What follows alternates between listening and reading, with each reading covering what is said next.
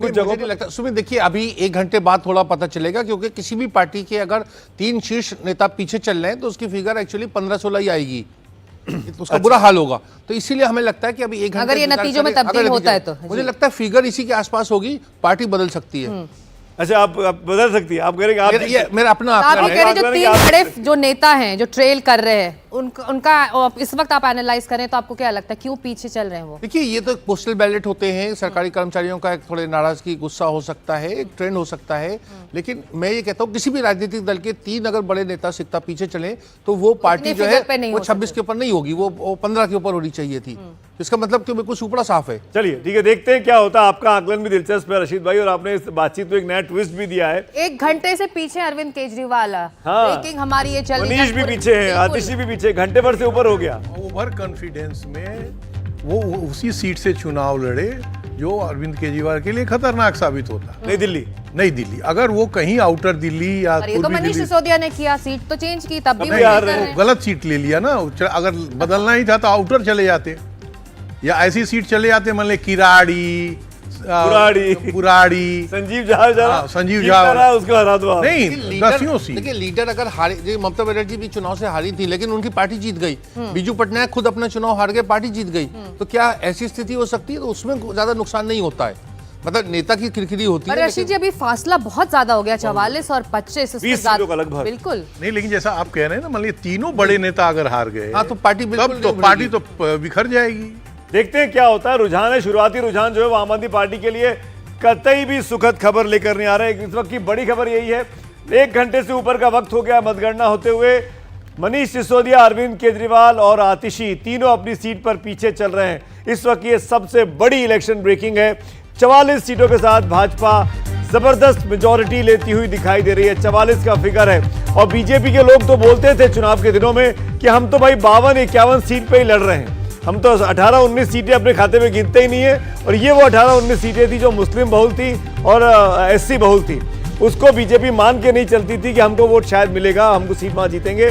और अगर बीजेपी का 51-52 का फिगर था लड़ने वाला और उनमें से 44 जीत रहे हैं अभी रुझानों में, तो ये बड़ी जीत भाजपा की और बढ़ती हुई दिखाई दे रही है। नई दिल्ली से प्रवेश वर्मा लीड कर रहे हैं, अरविंद केजरीवाल शुरुआत से ही यानी कि 8 बजे से ट्रेल कर रहे हैं। अमिताभ तिवारी अब जुड़ गए हैं हमारे साथ, बहुत इंटरेस्टिंग होगा आपका एनालिसिस सुनना। अमिताभ, जो बात रशीद कह रहे हैं कि अगर 3 बड़े दिग्गज किसी पार्टी के इस तरह से ट्रेल कर रहे हैं और अगर ये नतीजों में तब्दील होता है तो वाकई पार्टी और ज्यादा कम सीटों पर सिमट कर रह जाएगी। अमिताभ, 24% आम आदमी पार्टी को लोकसभा में वोट आता है, वो 54% हो जाता है, तो वो ब्रांड केजरीवाल है।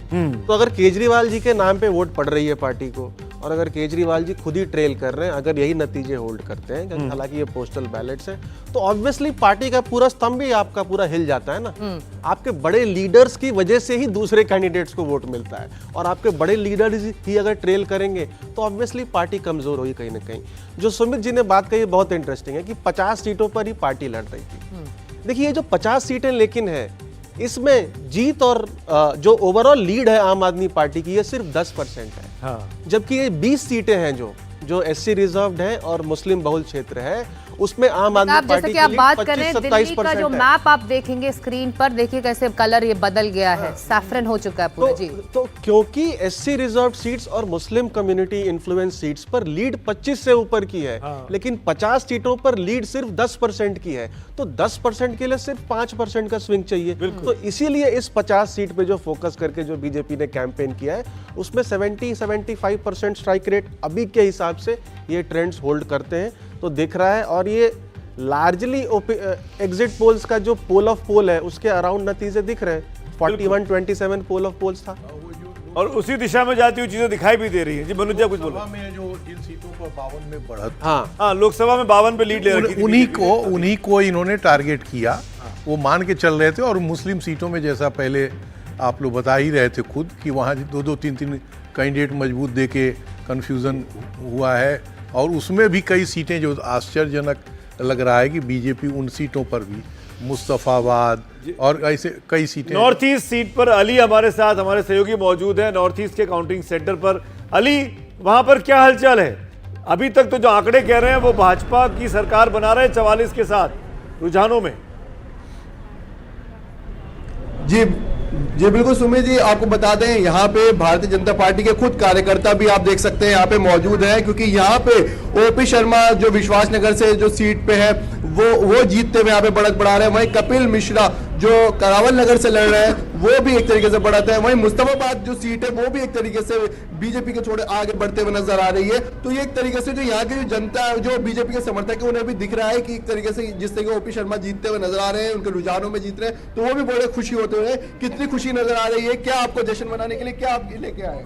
बिल्कुल निश्चित तौर पे भारतीय जनता पार्टी की सरकार बनेगी और ओपी शर्मा जी चौथी बार विधायक बनेंगे। बिल्कुल, देखिए लेडीज भी हमारे साथ। आप कहाँ से आई हैं आप लोग? विश्वासनगर से। विश्वासनगर से। क्या लग रहा है? बिल्कुल जीत रहे हैं ओपी शर्मा जी। जीत रहे हैं, आगे चल रहे हैं। हम खुशी मनाने के लिए यहाँ पर खड़े हुए हैं। बिल्कुल अली मैं आऊंगा आपके पास। बीजेपी के कार्यकर्ता काउंटिंग सेंटर्स पर इकट्ठा हो रहे हैं।